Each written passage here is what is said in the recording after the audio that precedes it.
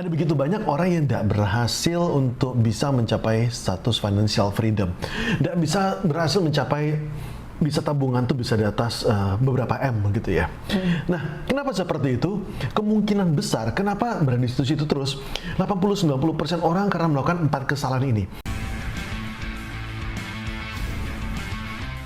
Senang sekali ketemu sama Anda, Hendrik Ronald. Dan saya Reni Artanti. Hari ini kita pengen ngobrol tentang 4 kesalahan yang paling sering dilakukan orang di bidang keuangan. Ini rasanya penting banget ya, karena kalaupun kita tuh sudah pandai mencari uang, boleh bilang ya, jadi setiap kali kerja hasilnya gede, kalau kita melakukan 4 kesalahan ini bisa jadi tetap aja nggak kaya-kaya ya, uang hilang gitu aja. Betul, dan solusinya bukan mencari uang lebih banyak doang. Lagi. Karena kan banyak orang bilang bahwa oh keuangan tuh gampang kok, itu cuma pemasukan sama pengeluaran. Gitu ya? Artinya pemasukan lebih gede, pengeluaran lebih kecil, maka selesai. Tapi apakah memang benar-benar seperti itu? Nggak sesimpel itu ya. Yes, saya masih ingat dulu saya pernah dapat pekerjaan gitu ya. Maksudnya sejak dulu gitu ya, saya setiap kali training bisa dapat sekitar 30 juta misalnya. Atau bahkan ada proyek-proyek besar bisa 50 juta, 70-an juta. Itu kalau rutin banyak juga ya.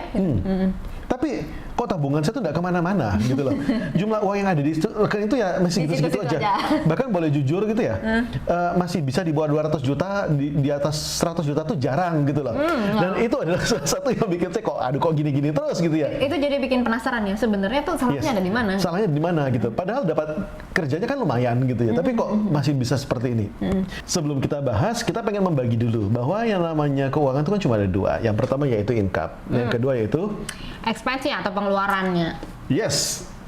Nah, jadi kita akan membahas apa sih 2 kesalahan yang paling sering dilakukan oleh orang di bidang income dan apa 2 kesalahan yang paling sering dilakukan orang di bagian pengeluaran, expense. Kesalahan pertama di bagian income, yaitu income-nya belum otomatis. Yes. Kita punya income otomatis ya, jangan sampai kalau misalnya kita nggak kerja terus kita nggak dapat uang, nah itu pasti berat banget. Yes, seperti yang saya ceritakan sama Anda tadi gitu ya, bahwa dulu saya pernah dapat income bisa lumayan gitu ya, maksudnya sejak dulu udah dapat gitu, sejak training gitu ya.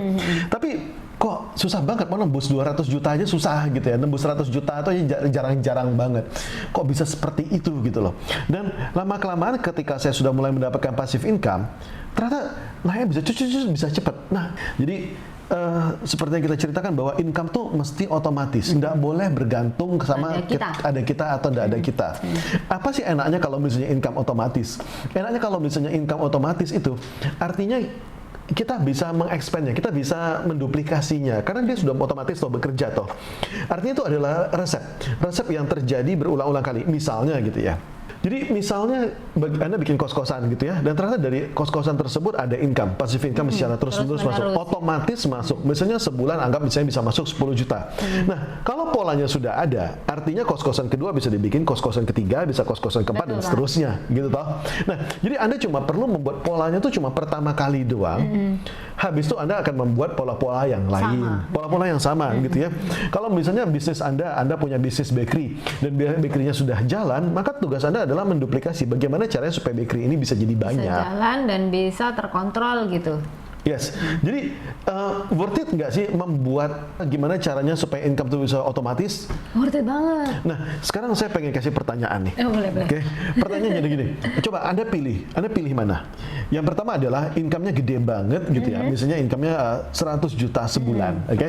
100 juta sebulan, tapi Anda harus terlibat di bisnis, gitu Anda harus aktif gitu ya. Anda harus kerja dari pagi sampai malam, sampai malam di situ ya. Atau yang kedua, income-nya mungkin cuma 20 juta sebulan, tapi passive income. Anda pilihnya mana? Kalau punya salah satu doang Anda pilih yang mana? Yang pertama, yang 100 juta sebulan aktif atau 20 juta yang pasif? Komen di bawah. Kalau Bu Reni pilih yang mana? Ya, saya pilih yang pasif lah. Jadi uangnya tetap masuk, saya sendiri juga bisa melakukan hal lain. Entah saya mau mengerjakan hal lain, saya mau istirahat, mau jalan-jalan, ya apapun yang saya pengen lakukan saya bisa lakukan. Yes, itu adalah kesalahan yang pertama, yaitu income-nya belum otomatis. Oke? Kesalahan yang kedua yaitu terjebak sama keadaan. Jadi gini, manusia itu pada dasarnya adalah produk dari lingkungannya, oke? Jadi kita tuh sebenarnya cuma niru doang orang-orang di sekitar kita cuma memirror doang gitu. Dulu saya masih ingat banget waktu saya ikut seminar di Pekanbaru dan saya dikasih tahu gitu, tolong dihitung semuanya income dari 5 orang terdekat 5 Anda. orang teman yang paling sering ketemu gitu. Yes, yang paling banyak kita habisin waktu gitu ya. Berapa income mereka? Tolong di total dan di rata-rata gitu ya. Saya kaget banget ternyata setelah saya rata-rata saya hitung, wah itu income saya gitu ya. Plus minus 20% tuh udah masuk gitu, memang segitulah gitu ya. Kalaupun melesetnya plus 20%, minus 20% kurang lebih seperti itu. Dan saya kaget banget sejak saat itu tuh saya memutuskan untuk mengubah teman saya. Jadi dari 5, 4-4-nya saya ganti. Wah. Langsung mengubah lingkungan dulu ya. Yes, karena ternyata kita tuh cuma memirror, kita cuma rata-rata dari 5 orang ini.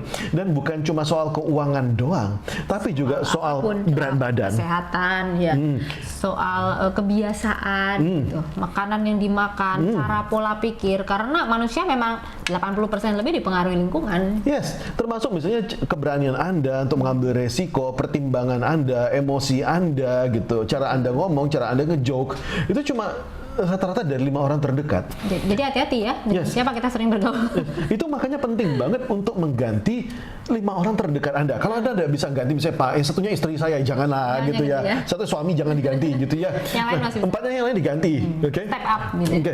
Nah, dulu saya masih ingat banget, dulu saya tuh setiap sore ya pergi jalan-jalan, makan gitu ya, makan siomay, ya nongkrong, muter-muter, bakar bensin, nggak jelas aja muter aja, keluar jam 5, nanti pulang dari 7:30 gitu. Habisin waktu banget gitu ya. Nah, apakah itu menyenangkan? Iya menyenangkan. Tapi sejak saat itu saya berubah. Tapi saya bingung. Saya di Pekanbaru terus pengen berteman sama siapa gitu. Siapa yang jauh lebih sukses? Belum ketemu lingkungan yang kita pengenin itu. Yes. Salah satu cara yang paling gampang waktu itu adalah saya pergi jogging, lalu tempelin earphone di sini, lalu saya ketemu sama Tony Robbins, pelatih sukses nomor 1 di dunia. Sukses nomor 1 dunia. Yes, saya berteman dengan Pak Tung Desemuaringin, dengan Tony Robbins gitu. Saya berteman dengan begitu banyak orang sukses. Orang-orang yang sudah sukses. Yes, saya belajar dari Brian Tracy, saya mulai mengubah. Kalau nggak bisa ketemu langsung ya setidaknya inilah. Dan lewat suara pun boleh, lewat podcast, lewat rekaman pun boleh gitu. Dan di sana saya belajar banyak. Ternyata Tony Robbins bernafas dengan cara yang berbeda, makan minum dengan cara yang berbeda, olahraganya berbeda. Semuanya totally different. Caranya benar-benar berbeda. Dan lama kemudian saya juga nempel sama Pak Tung Desemuaringin. Saya ikut beliau seminar kemana-mana. Beliau pergi ke Lampung, ikut gitu ya. Walaupun saya tidurnya di extra bed. Saya masih ingat banget waktu itu ada sama Pak Herlambang sama Pak Diki. Mereka tidur di kasur, saya tidur di extra bed di lantai. Ya pokoknya ikut gitu ya. Pokoknya mau maju dulu. Mereka pergi ke Palangkaraya, pokoknya ikut. Walaupun kerja saya cuma buka seminar dan habis itu tidak ada lagi gitu. Dan lama-kelamaan apa yang menjadi kebiasaan mereka juga diikuti sama kita ya. Yes. Dan ketika saya ngobrol, saya duduk sama Pak Tung. Saya mikir, wow, saya mikir kalau saya nggak duduk sama Pak Tung, ini saya bisa boros 3 tahun. Saya bakal makan waktu 3 tahun lebih lama. Kadang-kadang saya duduk, wow, ini bisa berpuluh-puluh tahun. Oh, ini bisa ratusan tahun, saya bisa lebih cepat. Kita nggak bisa langsung paham ya, menemukan sendiri itu seperti apa. Yes, dan saya ngomong ini nggak main-main gitu loh. Karena memang ketika duduk itu tuh bisa insight-insight yang butuh puluhan tahun atau bahkan ratusan tahun untuk bisa mendapatkan. Yang ngumpulin uang bisa sampai segitu tuh ya bisa puluhan tahun. Kalau Belum kita tentu kita pernah dapat. belum tentu kita akan pernah bisa mendapatkannya. Itu makanya ada begitu banyak breakthrough yang saya dapatkan ketika saya duduk sama Pak Tung. Oh ini penting banget gitu. Itu makanya saya nempel sama beliau dan rezeki saya berubah bumi dan langit. Oke. Itu adalah kesalahan yang kedua, yaitu terjebak standar. Ubah sama teman-teman Anda. Ya, ubah lingkungannya. Ubah lingkungan Anda. Kita juga akan berubah. Yes, itu tadi adalah soal income. Anda setuju nggak sampai saat ini? Okay? Kalau nggak setuju, komen. Kalau setuju, komen juga ya. Yes, ceritakan pengalaman Anda. Kalau misalnya Anda belum like, belum subscribe, ya subscribe, nyalakan belnya sekalian gitu supaya Anda tahu, oh ternyata memang ini kontennya bagus, bermanfaat. Oke? Yang kemudian kita akan membahas tentang apa? Lanjut ke 2 kesalahan di bidang pengeluaran sekarang. Yes. Income sama expense, jangan income sama outcome. Nggak apa-apa. Ya, sebenarnya nggak apa-apa lah income dan